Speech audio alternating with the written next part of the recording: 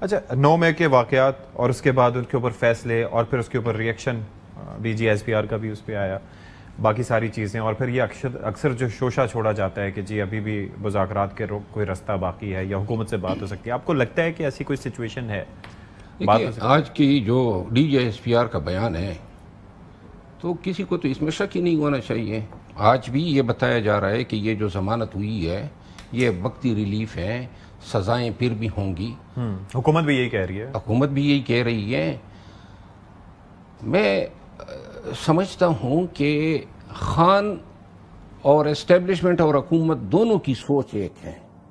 خان بھی یہ سمجھتا ہے کہ مزاحمت جو ہے واحد راستہ ہے پی ٹی آئی کے مسائل اور خان کے مسائل کا حل مزاحمت میں مضمر ہے. تو لہذا شاید یہی ایک محرک تھا محمود خان اچکزئی صاحب کو جو ہیں اپوزیشن لیڈر بنانے کے پیچھے. لیکن ابھی وہ کہہ رہے ہیں کہ اس پہ مشاورت کے بعد ابھی روک دیا ہے، وہ سلسلہ ابھی آگے نہیں بڑھا. لیکن دا پوائنٹ از کہ چلو ٹھیک ہے آپ کرنا چاہ رہے ہیں، پارٹی سے کوئی آگے نہ آئے. جنید اکبر صاحب بھی ہو سکتے تھے، there are so many names جن کو کیا جا سکتا تھا. لیکن باہر سے ایک بندے کا چناؤ کرنا، اور ان کے بارے میں بھی آپ کو پتا ہے کہ کیا بانی پی ٹی آئی کی کیا تاثرات ہوا کرتے تھے، جن کے بارے میں پہلے برا کہتے رہے اب ان کو سلیکٹ بھی کر رہے ہیں. تو یہ پارٹی سے باہر کے بندے کا چناؤ کیسے؟ یہ بھی مشاورت دی گئی ہے خان صاحب کو. لیکن محمود خان اچکزئی صاحب بڑے قد کاٹ کے سیاستدان ہیں اور کافی عرصہ ان کا پارلیمانی ایکسپیرینس ہے. لیکن پاکستان تحریک انصاف نے ماضی میں بھی جب صدارتی انتخاب کے لیے ان کو نامزد کیا ایک انتہائی رسپیکٹ دی ہے. اب دوبارہ جو ہیں پھر ہمارے جو لائنز بنائی ہیں 6 پارٹی اتحاد کا، ان کا صدر بنایا ہے. اس کے بعد اپوزیشن لیڈر کے منصب پہ جو ہے میں اندیشہ کر رہا ہوں، کیونکہ محمود خان اچکزئی صاحب اور پی ٹی آئی کی جو پارلیمانی پارٹی ہیں اس کا ساتھ چلنا تھوڑا مشکل ہوگا.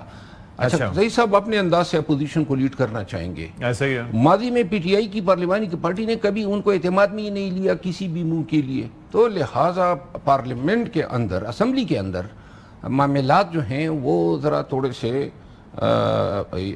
کنفیوژن کا شکار ہوں گے. دوسری بات یہ ہے کہ مزید کنفیوژن کا شکار ہوں گے. دوسری بات یہ ہے کہ پارٹی کی جو اپنی قیادت ہیں وہ تو خائف ہو گئی ہیں کہ ہم اس قابل بھی نہیں ہیں کہ اپوزیشن لیڈر کے طور پہ دیکھیں اسد کیسا رہے ہیں، بہت پرانے یہ گریونسز موجود ہیں پارٹی میں. دیکھیے فیلنگ تو ان کو ہونی چاہیے نا. سب سے پہلا تو پارٹی کے اپنے ایم این ایس کا ہے نا. اگر بدقسمتی سے عمر فنڈ ڈسکوالیفائی ہو گئے تو آپ کے 90-94 ایم این ایز میں سے ایک بھی اگر اس طرح اہل نہیں ہے، یہ تو بڑا سوال ہے قابلیت پہ. ہاں، میرا خیال نہیں ہے کہ خان صاحب جو ہیں یہ ان کا ذاتی فیصلہ ہے.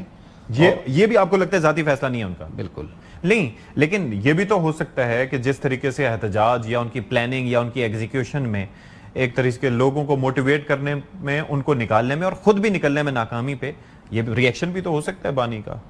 دیکھیں جو نکالنا ہے، احتجاج ہیں، ذمہ داریاں ہیں، یہ ساری تفویض بھی تو خان ہی کرتا ہے نا. یہ اس فیصلے کی ناکامی قیادت پہ کس طرح توپی جا سکتی ہے؟ 5 اگست کا فیصلہ خان کا تھا نا. تو 5 اگست کا فیصلہ جب خان کا تھا، اب اس کی تعمیل کس طرح کرنی تھی، تکمیل کس طرح کرنی تھی، اس میں ناکامی پر کسی کو تو سزا نہیں دی گئی. ورنہ اب دی جانی چاہیے تھی لازماً. تو جن 3 لوگوں کے نام تھے، علی امین گنڈاپور کو کہا تھا، سلمان اکرم راجہ کو کہا تھا، بیرسٹر گوہر کو کہا تھا، ان سے بات پوچھ ہونی چاہیے تھی. میرا خیال ہے کہ 5 اگست میں آپ دیکھیں کہ کس نے کتنا کردار ادا کیا. پنجاب میں ذمہ داری بنتی تھی سلمان اکرم راجہ صاحب کی، کے پی میں علی امین خان کی بنتی تھی، اور جو تیسری ذمہ داری تھی وہ عمر ایوب خان کو دی گئی تھی. ٹھیک ہے. بیرسٹر گوہر صاحب کو نہیں دی گئی تھی. ٹھیک ہے. اب علی امین خان نے تو اپنے تئیں ایک ریلی منعقد کرا دی، بڑی ریلی تھی. اگر وہ ریلی نہ ہوتی تو پھر مذاق بند تھا. باقی پنجاب میں، سندھ میں، کشمیر میں، گلگت بلتستان میں، بلوچستان میں سوائے کے پی کے کہیں احتجاج ہوا ہی نہیں. تو لہٰذا ان سے پوچھنا چاہیے نا، جہاں جنہوں نے کرنا تھا وہ نہ کر سکے. پھر 14 اگست آیا، 14 اگست پہ 2 رائے آ گئی. محترمہ علیمہ خانم کہہ رہی ہیں جی آپ نے نکلنا ہے، اور دوسرے کہہ رہے ہیں کہ نہیں یہ گناہ ہوگا نکلنا. یہ کس طرح کے فیصلے ہیں؟